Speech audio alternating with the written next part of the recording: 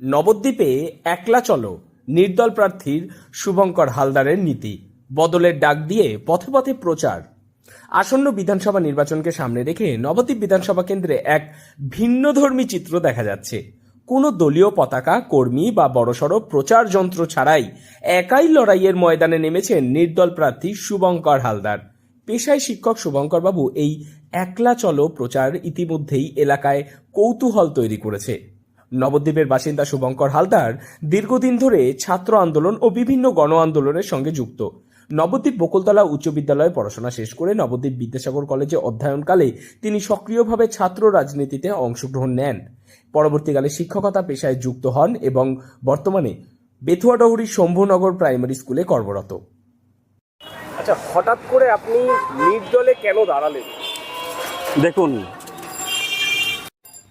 মানে এর একটাই প্রধান কারণ, যে কারণে আমাকে কোনো সিম্বল ছাড়া, কোনো পলিটিক্যাল পার্টির প্রতীক ছাড়া দাঁড়াতে হলো, সেটা কারণ হচ্ছে আমি পশ্চিমবঙ্গ ছাত্র সমাজের পক্ষ থেকে নবান্ন অভিযান করেছিলাম আরজিকর আন্দোলনের সময়। তো সেই সময় থেকে বিজেপির বিভিন্ন প্রথম স্তরে যারা পশ্চিমবঙ্গের দায়িত্বে আছেন তাদের সাথে আমার সুসম্পর্ক হয়ে ওঠে। তারা বিভিন্ন রকমভাবে আমাকে ফোন করে, আমার সাথে কন্ট্যাক্ট করে, কীভাবে করতে হবে আন্দোলন, কীভাবে না করতে হবে, বা বিভিন্ন রকমভাবে আমার সাথে কথা হয়।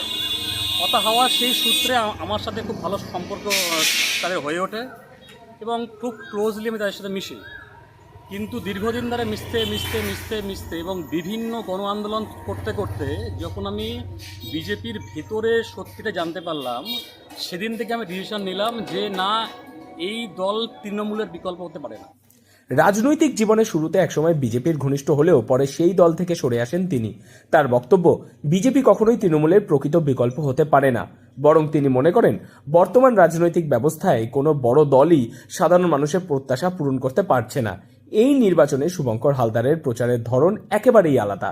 প্রতিদিন সকালে স্কুলে যাওয়ার আগে এবং স্কুলের শেষে, বিকেলে ও সন্ধ্যায় তিনি নিজেই 2 চাকা বাহনে করে বিভিন্ন পাড়া, দোকান ও বাড়িতে গিয়ে লিফলেট বিলি করছেন।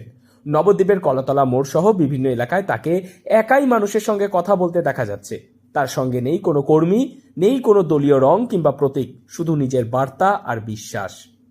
আমি একজন শিক্ষক, আমার কাজটাই সমাজকে জাগিয়ে তোলা, সমাজকে সঠিক পথে এগিয়ে নিয়ে যাওয়া। আমার খুব ক্ষুদ্র ক্ষমতা, আমার কাছে কোনো দল নেই, অর্থ নেই, বিরাট কিচ্ছু নেই, গাড়ি বাড়ি কিচ্ছু নেই, পুরো শূন্য হাতে বেরিয়েছি।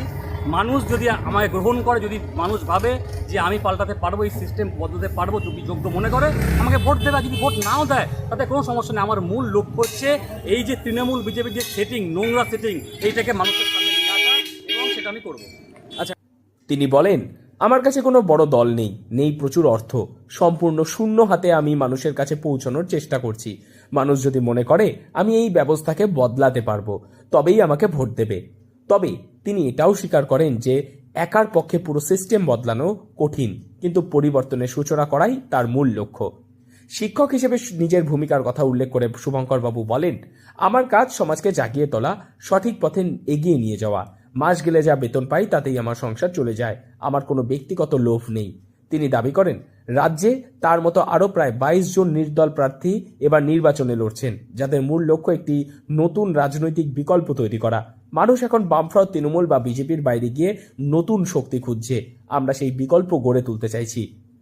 ভবিষ্যতে একটি নতুন রাজনৈতিক দল গঠনের পরিকল্পনার কথাও জানান শুভঙ্কর হালদার। তার আশা, সাধারণ মানুষের সমর্থন পেলেই এই উদ্যোগ বাস্তবায়িত হবে। সব মিলিয়ে প্রচলিত রাজনৈতিক ধারা থেকে সম্পূর্ণ আলাদা পথে হেঁটে শুভঙ্কর হালদারের এই একক প্রচার নবদ্বীপের নির্বাচনী আবহে নতুন মাত্রা যোগ করছে। এখন দেখার তার এই ব্যতিক্রমী উদ্যোগ ভোটের বাক্সে কতটা প্রভাব ফেলতে পারে। নদিয়ার নবদ্বীপ থেকে মৈনাক দেবনাথের রিপোর্ট, লোকাল 18 বাংলা।